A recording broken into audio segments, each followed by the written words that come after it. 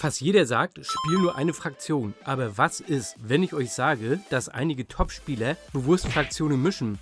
Ist das ein Geheimtipp oder verbrennt ihr damit nur eure Ressourcen? Genau das finden wir heute in diesem Video heraus. Moin Leute, heute sprechen wir über ein Thema, das die Last Set Community spaltet wie kaum ein anderes.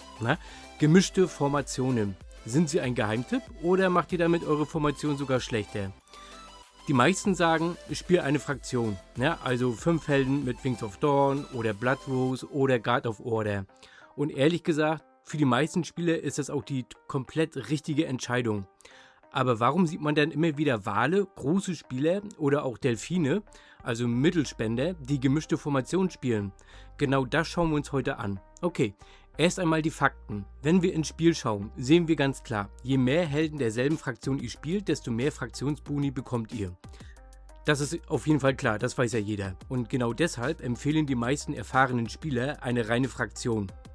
Denn ihr bekommt den maximalen Boni und ihr müsst eure Ressourcen nicht auf mehrere Fraktionen verteilen. Bis hierhin ist das, denke ich mal, alles relativ eindeutig. Und jetzt wird es interessant, passt auf, denn ich habe mir verschiedene Community-Diskussionen angeschaut, ein paar Videos, oder auch bei Reddit, und dort taucht immer wieder eine bestimmte Mischformation auf, nämlich die sogenannte 3:2 Formation.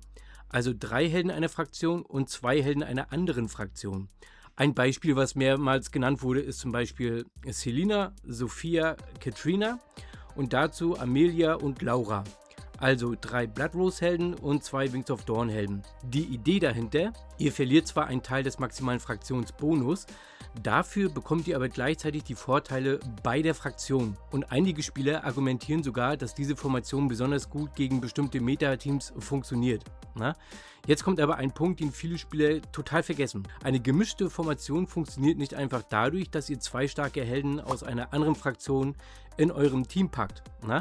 Die Voraussetzung für eine erfolgreiche Mischformation ist, dass beide Fraktionen ungefähr gleich weit ausgebaut sind. Was meine ich damit? Ich meine damit nicht nur die Helden. Nehmen wir mal an, ihr spielt seit Monaten Wings of Dawn. Dann habt ihr wahrscheinlich eine hohe Shooter-Technologie, starke Shooter-Truppen.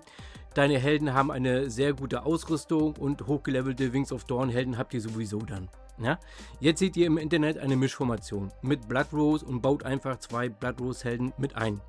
Das Problem ist dann, wenn eure Blood Rose Helden weniger Sterne haben, wenn eure Assaulter-Technologie deutlich niedriger ist, wenn eure Assaulter-Truppen schwächer sind oder wenn ihr dort kaum in Ausrüstung investiert habt, dann verliert ihr Fraktionsboni und ersetzt sie gleichzeitig durch schwächere Werte. Und das ergibt natürlich überhaupt keinen Sinn. Deshalb ist die wichtigste Voraussetzung für eine Mischformation folgendes: Beide Fraktionen sollten auf einem ähnlichen Level sein. Die Helden sollten ähnlich weit entwickelt sein, die Technologie sollte vergleichbar sein und auch die Truppenarten sollten ungefähr denselben Ausbaustand haben.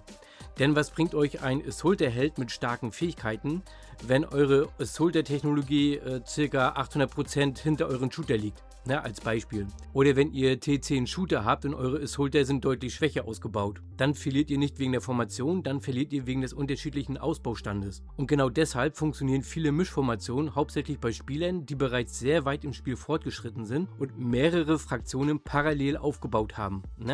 Also jetzt kommen wir wieder zu den Walen und zu den Delfinen, also die richtig viel Geld ausgeben. Und jetzt kommt der wichtigste Punkt: Nur weil eine Formation für einen Spieler funktioniert, bedeutet das nicht automatisch, dass sie für jeden funktioniert. Denn die Stärke einer Formation hängt von mehreren Faktoren ab. Wie viele Sterne haben eure Helden? Wie gut ist die Ausrüstung hochgelevelt? Wie weit ist die Forschung? Welche Truppen nutzt ihr? Und gegen wen kämpft ihr überhaupt? Deshalb ist die Aussage, gemischte Formationen sind besser, definitiv falsch. Aber genauso falsch ist die Aussage, gemischte Formationen funktionieren überhaupt nicht. Denn dafür gibt es mittlerweile einfach zu viele Gegenbeispiele aus der Community. Jetzt stellt sich die Frage, wann sollte man über eine Mischformation überhaupt nachdenken? Also meine Antwort wäre, erst dann, wenn eure Hauptformation bereits ausgereizt ist, wenn die maximiert ist. Wenn ihr noch dabei seid, eure ersten goldenen Helden aufzubauen, wenn ihr noch Ressourcenprobleme habt, wenn ihr noch nicht wisst, welche Fraktion ihr langfristig spielen wollt, dann bleibt bei einer Fraktion. Und ganz ehrlich, das ist der einfachste und sicherste Weg. Viele erfahrene Spieler empfehlen sogar zunächst komplett auf eine Fraktion zu gehen und erst später, also im Late Game, mit Mischformationen zu experimentieren. Also das heißt, wenn ihr bereits mehrere starke Helden besitzt, wenn ihr 2 Fraktionen vernünftig aufgebaut habt und wenn eure Technologien und Truppenarten auf einem ähnlichen Niveau sind, dann könnt ihr anfangen zu testen. Und genau hier machen viele Spieler einen Fehler. Sie schauen nur auf die Kampfkraft. Das bringt euch aber überhaupt nicht weiter. Schaut stattdessen auf eure Kampfberichte. Vergleicht die Ergebnisse, testet dieselben Gegner, schaut, ob ihr mehr Schaden verursacht, schaut, ob eure Truppen länger überleben, denn nur dann wisst ihr wirklich, ob eure neue Formation besser ist. Ja? Die Kampfkraft alleine sagt euch das überhaupt nicht. Und jetzt mein Fazit. Also wie gesagt, für ungefähr 90% der Spieler sind reine Fraktionen wahrscheinlich immer noch die beste Wahl. Sie sind einfacher aufzubauen, sie profitieren stärker von Fraktionsboni und sie sind deutlich leichter zu optimieren. Gemischte Formationen sind deshalb kein automatischer Geheimtipp, ne? Aber sie sind auch kein kompletter Fehler. Sie können funktionieren, vor allem dann, wenn ihr genau wisst, warum ihr einen bestimmten Helden in euren Team holt. Das heißt, ihr müsst alles verstehen, ne? Die ganzen Kampfmechaniken und die ganzen Fraktionen, wie was miteinander harmoniert, die Fähigkeiten der Helden und auch nur dann, wenn beide Fraktionen ähnlich stark entwickelt sind. Die eigentliche Frage lautet also nicht gemischte Formation oder reine Fraktion. Die eigentliche Frage lautet, ist der zusätzliche Nutzen dieses Helden stärker als der Bonus, den ich verliere? Und genau das müsst ihr testen.